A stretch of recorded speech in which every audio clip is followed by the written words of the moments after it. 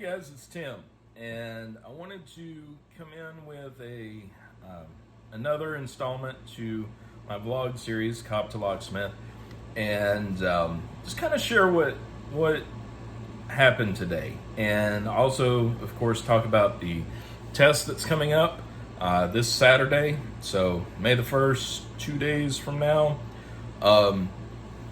First off, I got my transportation to the test worked out, taken care of.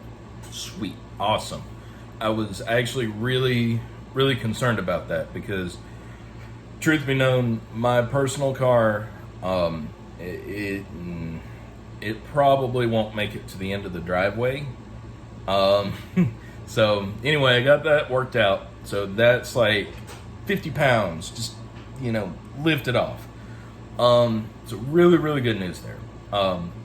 I went up to the office today, to my headquarters, and had to get some car maintenance done.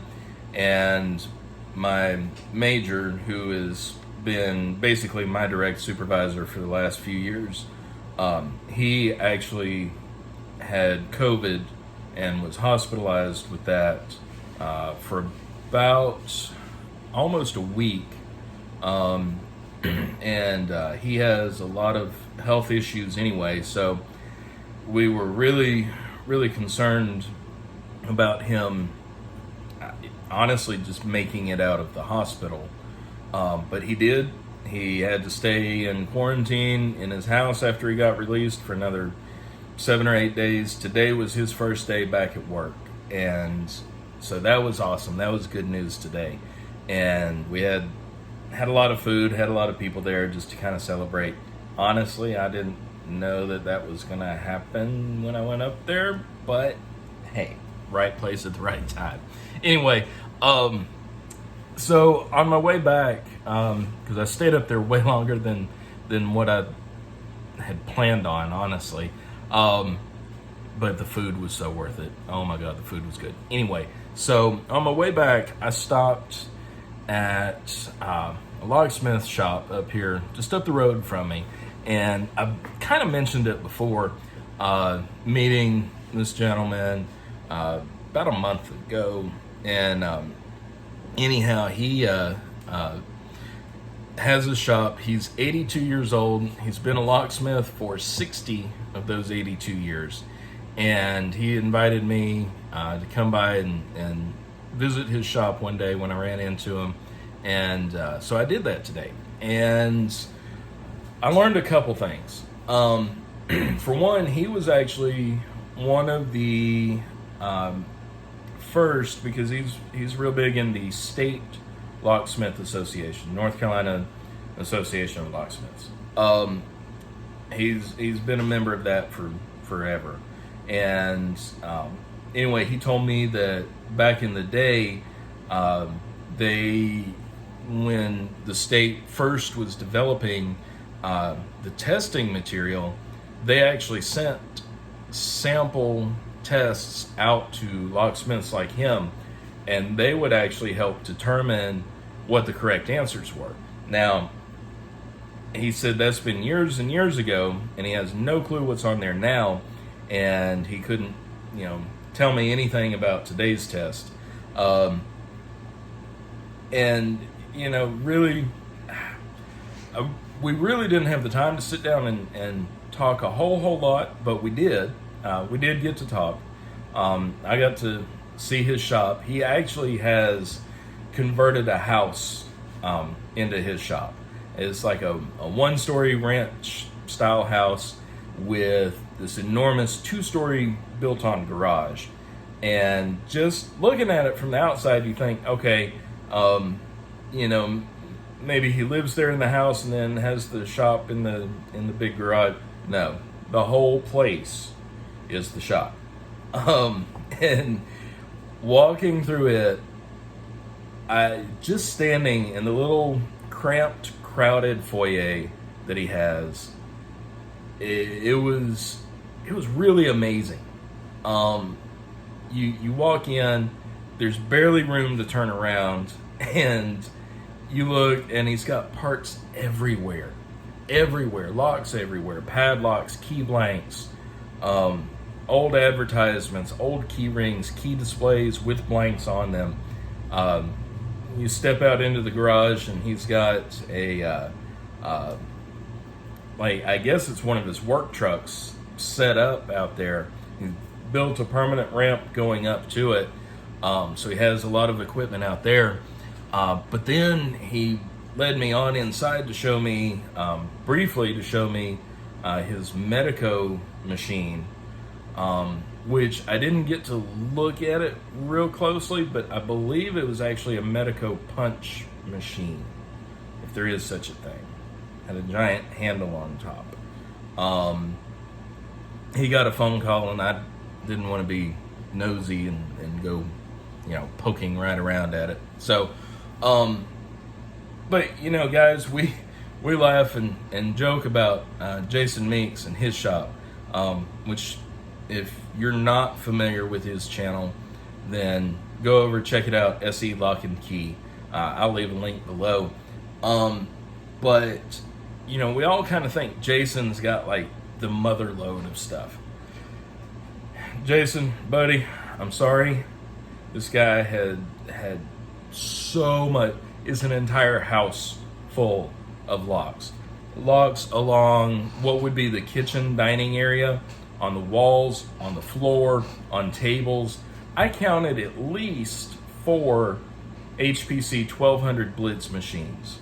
At least 4. And one of them had the power cord wrapped up, tossed on it, and a bunch of other junk tossed on it. Like it hadn't been used in forever. Duplicators, I couldn't tell you how many duplicators were in that shop. It was just amazing. Unfortunately, our the time that I was able to spend there got cut short because he had walk-in customers, and I was not just going to stand around and, I just kind of stand there waiting for him to get done with his customers. So I politely thanked him, and I told him that I would come back and let him know how my test went. One thing I did learn for sure is that I need to quit telling locksmiths that I can pick a Medico.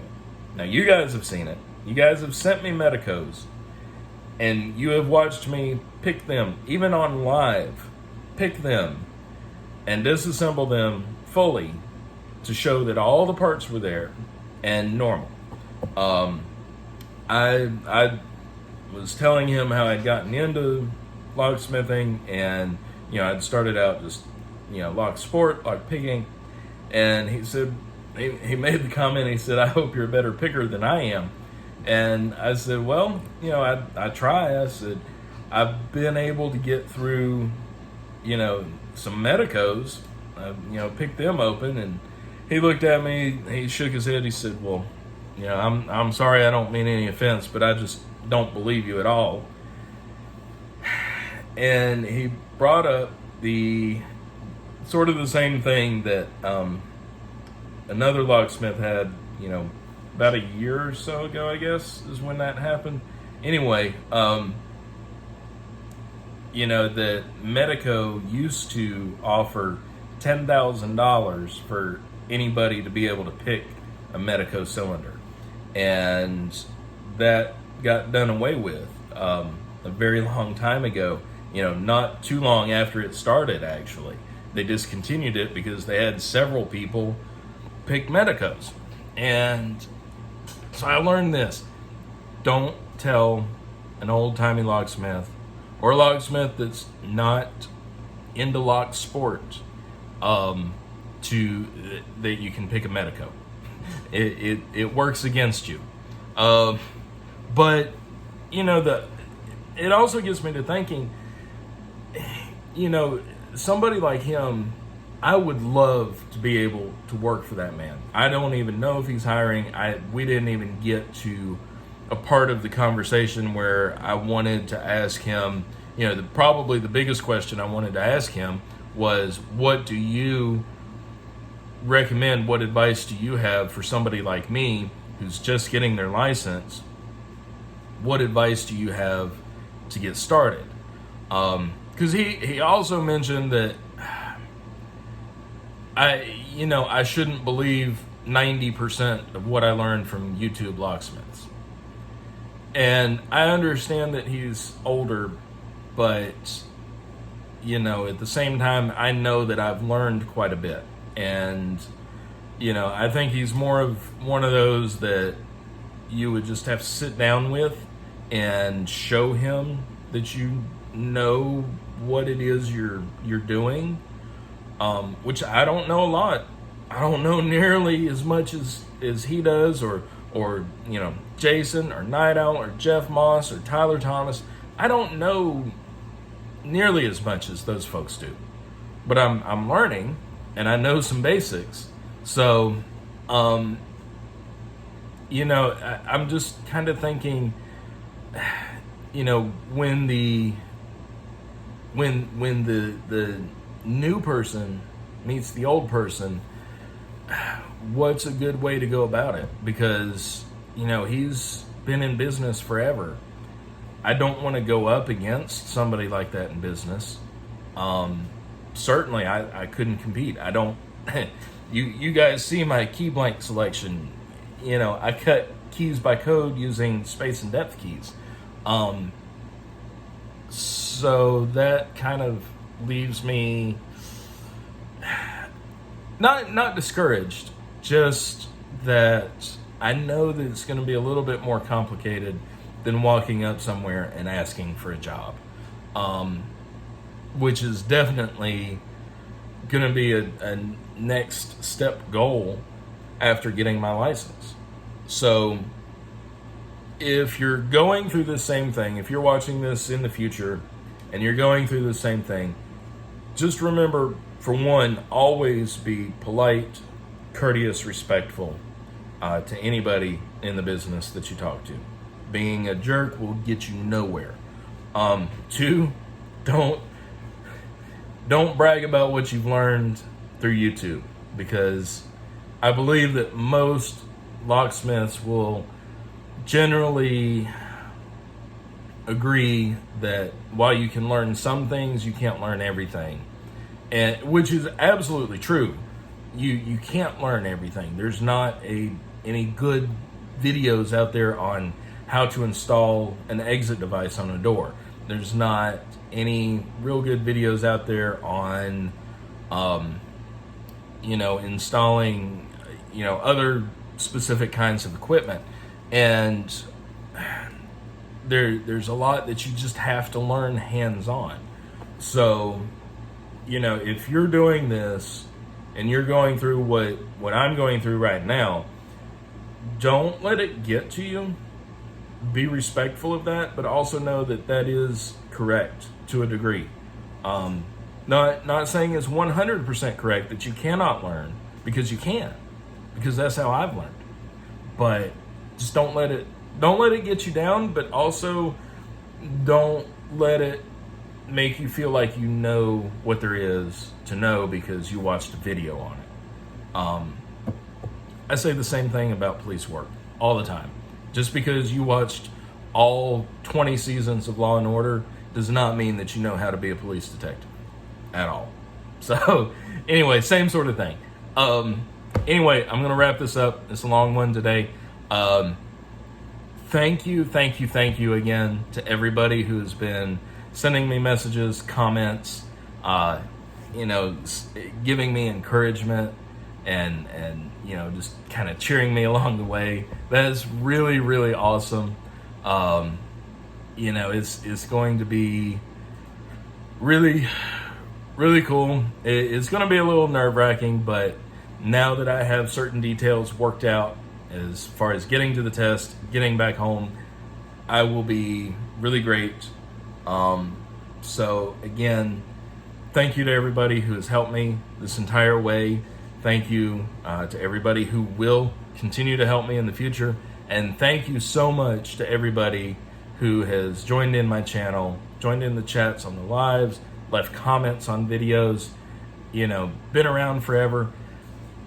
Guys, I would not be here if it were not for you.